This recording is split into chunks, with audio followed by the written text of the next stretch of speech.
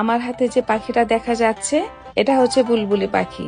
এই পাখিটার কারণে আজকে অনেকগুলি পাকা সফেদা পেলাম গাছ থেকে। আসসালামু আলাইকুম সবাইকে। ছাদ বাগানে হাঁটতে হাঁটতে হঠাৎ দেখি সফেদা গাছের মশারির ভিতরে কয়েকটা বুলবুলি পাখি। ওরা তো আমাকে না বলে ঢুকেছে, কিন্তু বের হবার রাস্তা হারিয়ে ফেলেছে, শুধু ভিতরে ওড়াউড়ি করছে। তাড়াতাড়ি ইউসুফকে মশারির ভিতরে যেতে বললাম পাখিগুলিকে বের করার জন্য। সবগুলো চলে যেতে পারলেও একটা পাখি যেতে পারছিল না। ওটাকে ধরে আমার হাতে দিল। কি সুন্দর পাখিটা! আমরা সবাই পাখিটাকে আদর করলাম। ধূসর বর্ণের পাখি আর লেজের নিচে লাল, কি সুন্দর কালার কম্বিনেশন। পাখিকে অভয় দিচ্ছি, তোমাকে আটকে রাখবো না, ছেড়ে দেবো একটু আদর করে। ছেড়ে দেওয়ার সাথে সাথেই দেওয়া গাছে যেয়ে বসলো।